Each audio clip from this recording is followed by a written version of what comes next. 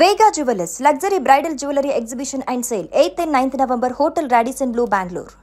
తెలంగాణలోని చేవెళ్ల సమీపంలోని మేర్జాగూడలో జరిగినటువంటి టిప్పర్ బస్సు ప్రమాదంలో 19 మంది చనిపోయారు. అందులో ఆర్టీసీ బస్సు డ్రైవర్ దస్తగిరి కూడా చనిపోయారు. గతంలో అయినా ఇదే ఆర్టీసీ బస్సుకు సంబంధించినటువంటి ప్రమాదంలో చాలామంది ప్రయాణికులను తన చాకచక్యంతో అప్రమత్తతో కాపాడారు. కానీ దురదృష్టవశాత్తు ఆయన ఈ ప్రమాదంలో ఇప్పుడు ప్రాణాలను పోగొట్టుకున్నారు. అయితే దస్తగిరి మృతి చెందడంతో వారి కుటుంబం ప్రస్తుతం చాలా ఇబ్బందులు పడుతున్నారు. ఒక రకంగా చెప్పాలంటే ఈ కుటుంబం ప్రస్తుతం వీధిన పడినటువంటి పరిస్థితిగా మారిపోయింది.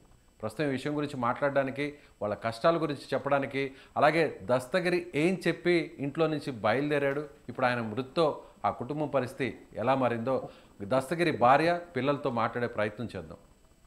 మా నమస్తే అమ్మా. నమస్తే సార్. మా దస్తగిరి ఎప్పుడు బయలుదేరాడు ఇంటి నుంచి? సో ఈ విషయం మీకు ఎప్పుడు తెలిసింది? 4 గంటలకు బయలుదేరింది సార్ ఇంటి నుండి. 4 గంటలకు బయలుదేరాడు. ఇప్పుడు ఇంటికి ఆర్టీసీ డిపోకి ఎంత దూరం ఉందమ్మా? మీరు ఎక్కడ ఉంటారు? 7 కిలోమీటర్లు ఉంటుంది సార్. ఓకే.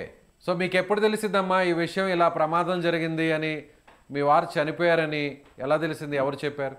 వాళ్ళ దోస్తు ఉండే సార్, వాళ్ళ దోస్తు చెప్పిన ఇంటికి వచ్చేసి చెప్పింది సార్, అప్పుడు తెలిసింది సార్ మాకు. ఆయన చాలా జాగ్రత్తగా ఉండేవాడా డ్రైవింగ్లో? ఎప్పుడు అలర్ట్గా ఉండేవాడా? గతంలో కూడా వికారాబాద్లో ఒక ప్రమాదం జరిగింది. అప్పుడు ఆ టైంలో ఈయన అప్రమత్తతోనే పెద్ద ప్రమాదం తప్పింది అని అంటున్నారు. అవును సార్. ఏం చెప్పాడు ఆ సమయంలో? అంటే అప్పుడు అదృష్టంతో ఆయన బయటపడ్డాడు, ఇప్పుడు చనిపోయారు. అప్పుడు ఏం చెప్పాడమ్మా ఆ ప్రమాదం గురించి? అందరికి కాపాడినందుకు దేవుడు నాకు కూడా కాపాడిందని చెప్పింది సార్. ఇప్పుడు మీకు ఎంతమంది పిల్లలు? పిల్లలు ఏం చేస్తున్నారమ్మా? చదువుతున్నారా పిల్లలు? చదువుతున్నారు సార్. ఒక అబ్బాయి హాస్టల్ ఉంటాడు, ఒక అబ్బాయి గుళ్ళనే ఉంటాడు సార్. ఓకే. ఇప్పుడు మీతో పాటు మీ పక్కన ఉన్న వాళ్ళ ఆ పిల్లలు ఇద్దరు పిల్లలా? మీ పిల్లలేనా? అబ్బాయి సార్, అబ్బాయి చిన్న అబ్బాయి సార్. ఇప్పుడు మీ భర్త చనిపోయాడు కదా దస్తగిరి, ఏదన్నా ప్రభుత్వం నుంచి కానీ ఆర్టీసీ నుంచి కానీ ఏదన్నా సహాయం లాంటిది ఏమన్నా హామీ ఇచ్చారా? సో కాంట్రాక్ట్ బేస్లో ఉన్నటువంటి డ్రైవరా లేదంటే రెగ్యులర్ ఎంప్లాయా ఆర్టీసీ డిపార్ట్మెంట్లో? Contract driver sir. ఎన్ని సంవత్సరాల నుంచి ఉన్నాడమ్మా ఆర్టీసీ డ్రైవర్గా? ఎన్ని సంవత్సరాల నుంచి పనిచేస్తున్నాడు? 5 సంవత్సరాలు అవుతుంది సార్. ఓకే. నెలకి ఎంత జీతం ఉండేది? కాంట్రాక్ట్ బేస్లో పనిచేస్తున్నాడు కదా, ఎంత జీతం వస్తుంది? 10,000 ఇస్తుంది సార్. 10,000. ఏ టైం నుంచి ఏ టైం? రోజు వెళ్ళేవారా డ్యూటీకి? రోజు అంటే ఇద్దరు డ్రైవర్లు ఉంటుంది సార్. ఉండడానికి ఇల్లు లేదు సార్.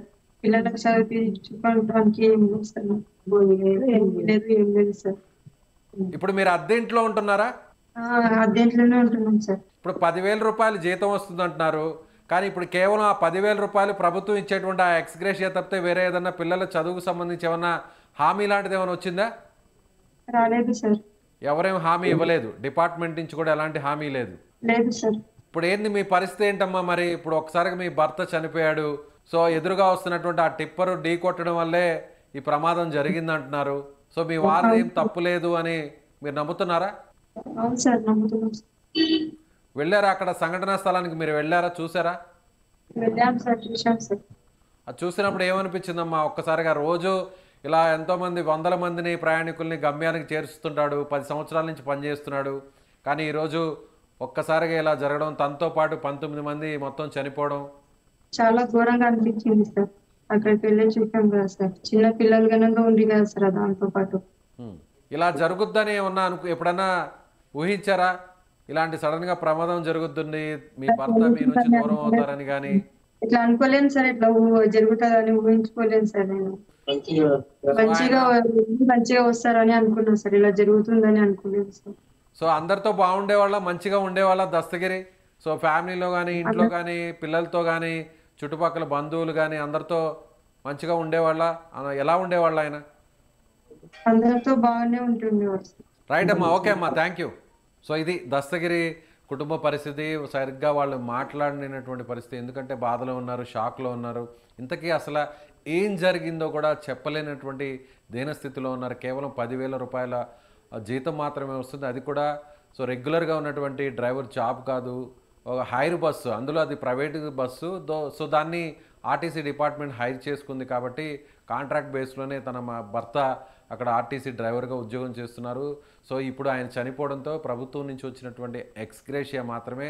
సో ఇక పిల్లల చదువు ఇదంతా కూడా భవిష్యత్తు అంతా కూడా ఒక రకంగా అంధకారంగా మారిపోయింది. సో ఎవరైనా దాతలు ముందుకు వచ్చి సహాయం చేయాలని ఆమె కోరుతుంది. దస్తగిరి కుటుంబం వేడుకుంటుంది.